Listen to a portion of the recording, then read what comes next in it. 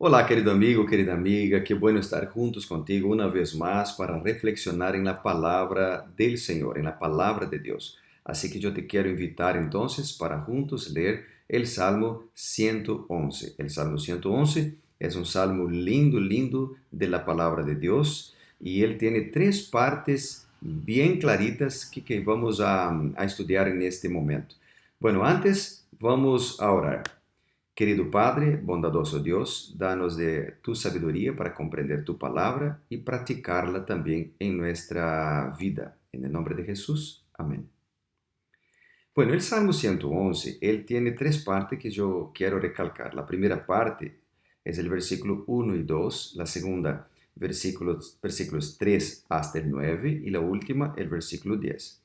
La primera parte, el énfasis está en el ser humano.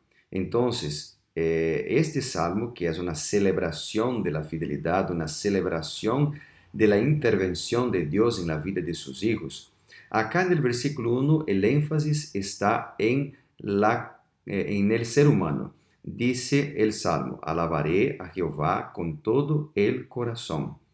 Grandes son las obras de Jehová buscadas en todos los que las quieren. Recalca la decisión del ser humano que usa su libre albedrío para buscar al Señor de todo su corazón, para buscar al Señor y porque quiere el Señor.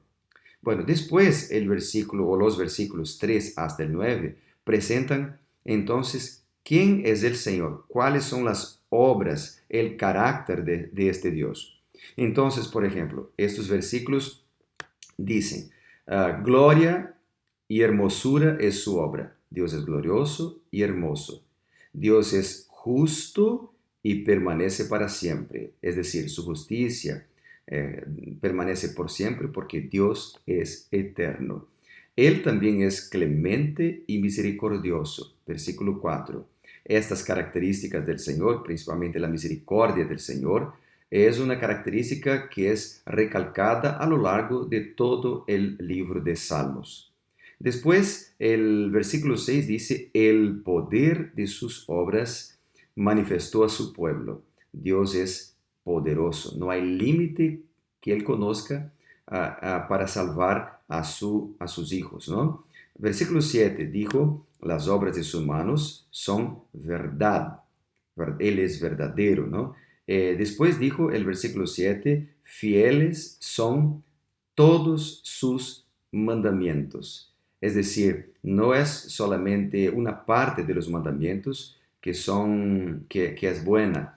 Todos los mandamientos son buenos. Y si nosotros miramos, por ejemplo, el Salmo 119, que es un salmo que vamos a leer en algunos días más, el versículo, Salmo 119, el versículo 151, por ejemplo, dice, cercano estás tú, Jehová, y todos tus mandamientos son verdad. No es solamente 9, 8, 7.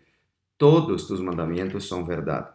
El versículo 160 dice, la suma de tu palabra es verdad. Toda la palabra de Dios es verdad, no solamente el Nuevo o el Antiguo Testamento, sino que toda la palabra de Dios, todos los mandamientos son verdad.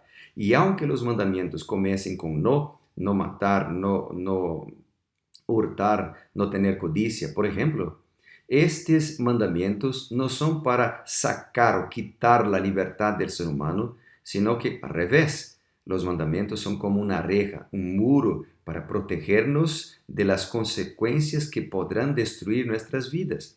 Por ejemplo, una persona que comete un asesinato tendrá muchas consecuencias terribles, ¿no? Y entonces cuando el mandamiento nos pide para no asesinar a nadie, nos está protegiendo de las consecuencias que pueden o podrán destruir nuestras vidas. Así que los mandamientos son como una protección, como un muro de protección que Dios pone en la vida de sus hijos. ¿Por qué? Porque Dios es nuestro redentor. Si tú miras acá el versículo 9 presenta a Dios como nuestro redentor que ha enviado a su pueblo la libertación. Es lindo esto, ¿no? Dios es nuestro redentor. Y no solamente acá en el Salmo 111 es presentado esta verdad, sino que A lo largo de toda la Biblia encontramos esta verdad. Por ejemplo, en Job capítulo 19, versículo 25, dice, yo sé que mi Redentor vive y al fin se levantará sobre el polvo.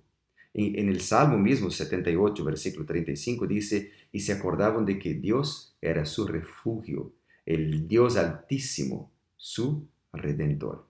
En Isaías hay varias declaraciones que muestran de que Dios es nuestro Redentor. Por ejemplo, Isaías 41, versículo 14 dice, no temas, gusanito de Jacob, vosotros los pocos de Israel, yo soy tu socorro, dice Jehová, el Santo de Israel, tu Redentor.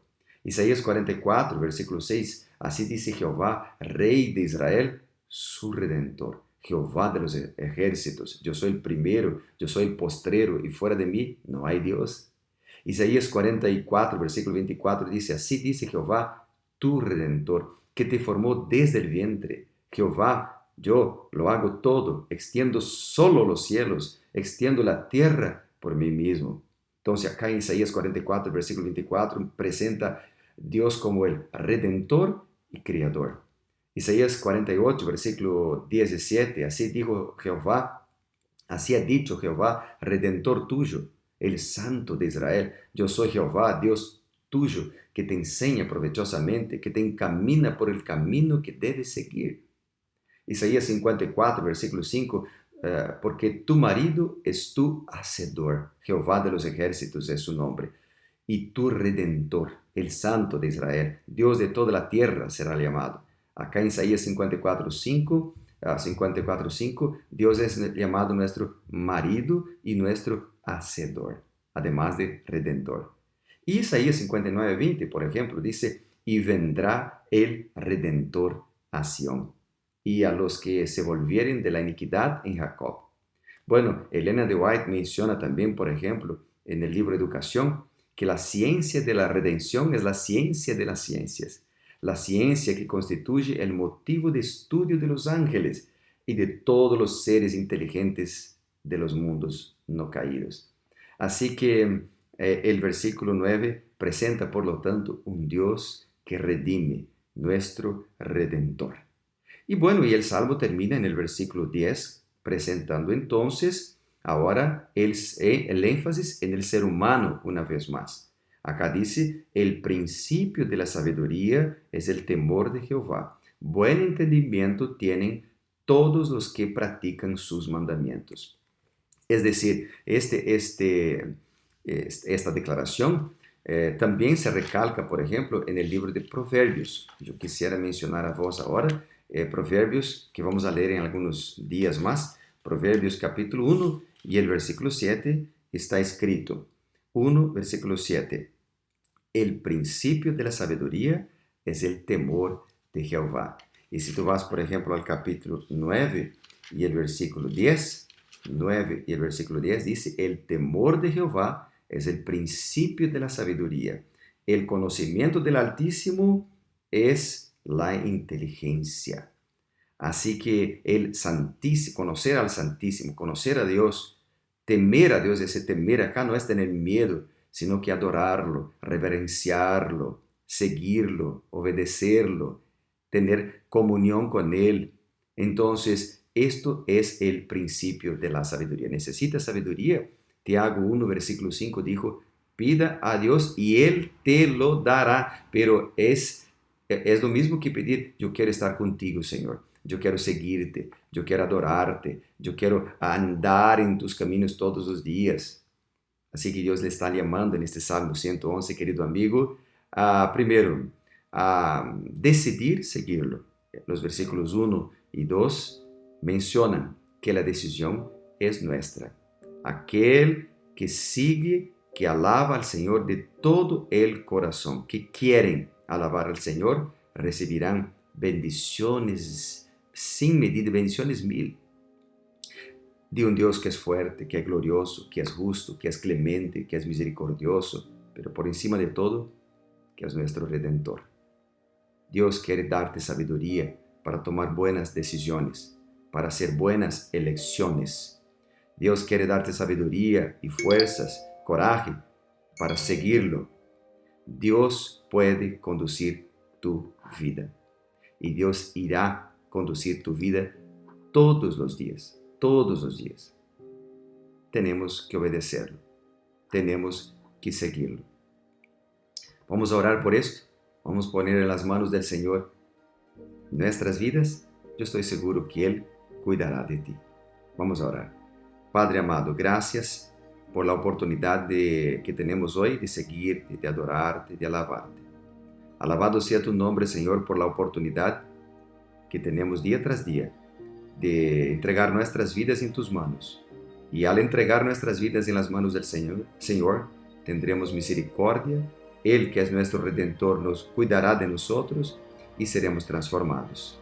Oramos, por lo tanto, confiando en Él, entregando todo lo que tenemos en sus manos, pues oramos en el nombre de Jesús.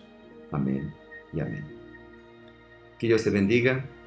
Nos vemos acá para estudiar la Biblia todos los días. Bendiciones mil. Chao, chao.